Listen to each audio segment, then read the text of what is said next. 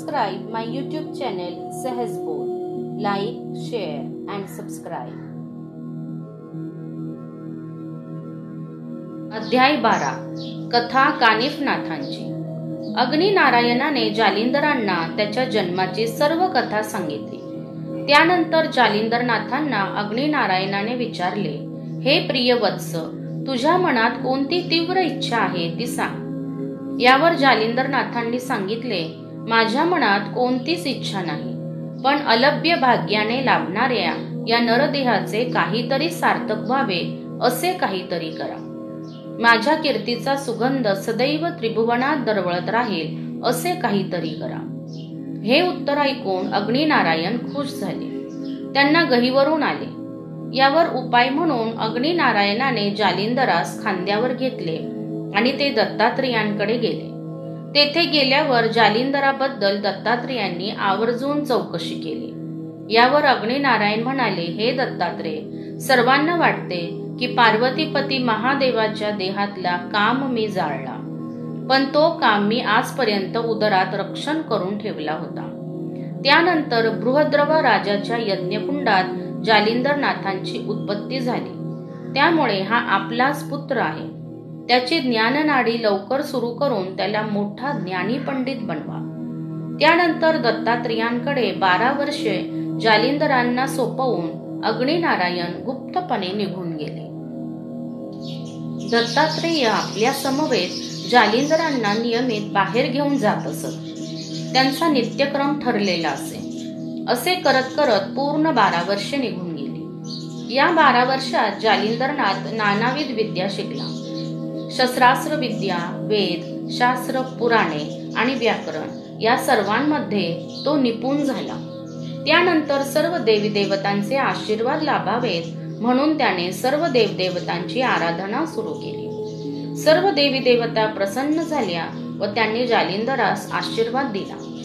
त्यानंतर गणेश पिता त्रिनेत्री महादेवाने अग्निनारायणास आणि जालिंदरास 3 रात्री बद्रिकाश्रमात ठेवून घेतले आणि यथायोग्य पाहुणचार केला व त्यांना सत्यलोकात घडलेली हकीकत सांगितली. या विश्वाचा पालन करता म्हणजे भगवान विष्णूच्या नाभी कमलापासून ब्रह्मदेवाची निर्मिती झाली होती.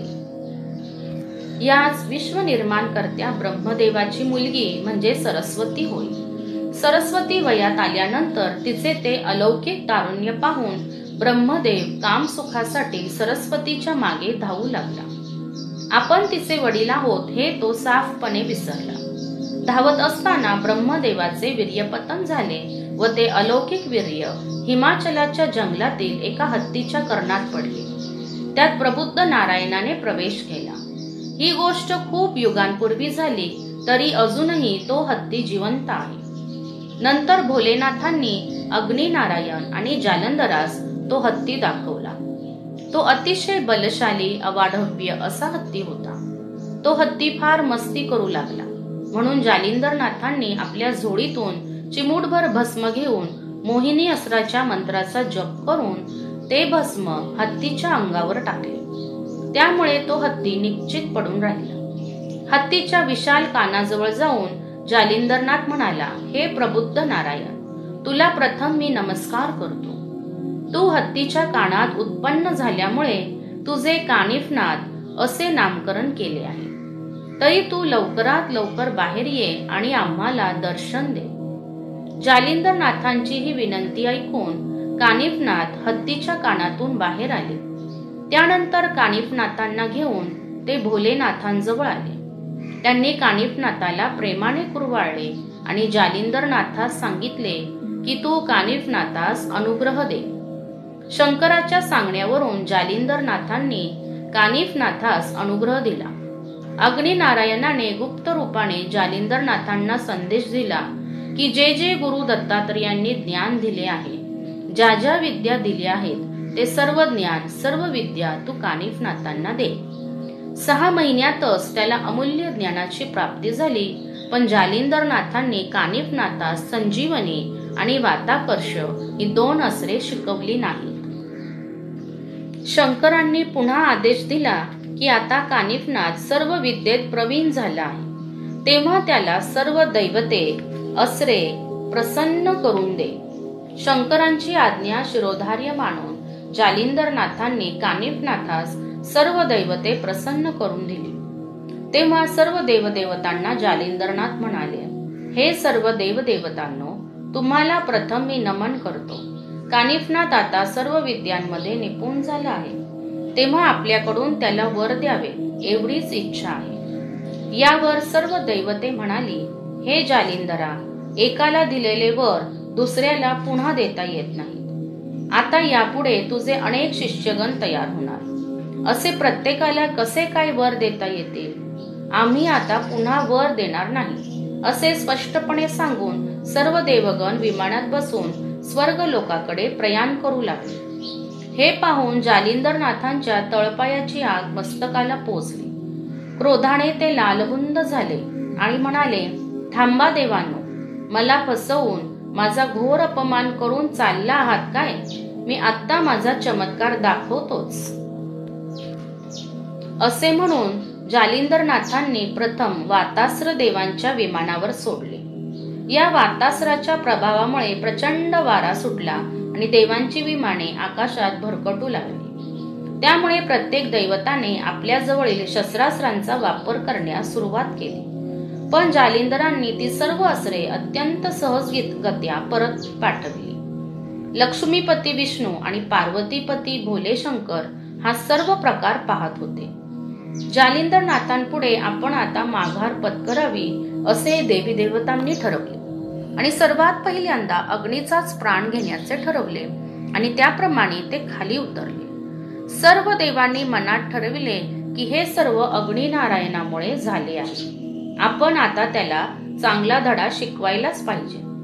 त्याचवेळी जालिंदरनाथांनी कामिनी अस्त्राची योजना केली. या कामिनी अस्त्रामुळे हजारो मादक सौंदर्याच्या तरुण ललना निर्माण केल्या आणि नंतर ताबडतोब कामास्त्राची योजना केली. या कामास्त्रामुळे सर्व देव त्या सुंदर मनमोहक तरुण स्त्रियांच्या पाठीमागे लागले. सर्व देवांच्या मनात कामसुखाची इच्छा निर्माण झाली. त्या स्त्रियांच्या पाठीमागे धावत धावत सर्व देवगण बोरीच्या वनात शिरले. नंतर त्या स्त्रिया झाडांवर चढल्या. देव पण झाडांवर चढले. जालिंदरनाथांनी लगेच स्पर्शास्त्राचा मंत्र म्हणून फेकला. त्यामुळे सर्व देव झाडाला चिकटून बसले. काही देवांची अवस्था झाडावर पाय आणि खाली डोके अशी झाली. हा सर्व खेळ पाहून विष्णू आणि शंकरांना हसू फुटले. ते जोर जोरात हसू लागले. मग त्या सर्व ललनांनी उलटे लटकलेल्या देवांच्या अंगावरची सर्वच्या सर्व वस्त्रे काढली आणि ती सर्व वस्त्रे जालिंदरनाथांजवळ आणून दिली.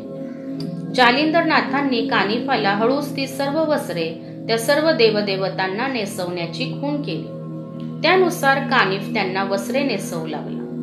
त्याने सर्व देवांना सांगितले की मी तुम्हाला वस्त्रे नेसवत आहे, पण ही गोष्ट तुम्ही गुरूंना सांगू नका. कानिफ प्रत्येक देवाला वस्त्रे नेसवून देवास नमस्कार करे. कानिफनाथांची भक्ती पाहून सर्व देवांनी प्रसन्न चित्ताने त्याला वर दिले. त्याला अनेक आशीर्वाद दिले. तेव्हा जालिंदरनाथांनी विमुक्त अस्त्र सोडले. त्यामुळे झाडांना उलटे लटकलेले सर्व देव पूर्ववत झाले. त्यानंतर सर्व देव जालिंदरांजवळ आले व त्यांनी जालिंदरनाथांची क्षमा मागितली. तेव्हा जालिंदरनाथ म्हणाले, हे देवांनो, मी शाबरी कवित्व करणार आहे, तेव्हा त्यास तुम्ही सहाय्य करावे. ही गोष्ट देवांनी मान्य केली. त्यानंतर सर्व देव आपापल्या लोकी निघून गेले. त्यानंतर जालिंदरनाथ, केशव आणि भोले शंकर आणि कानिफनाथ तिथे 3 दिवस राहिले.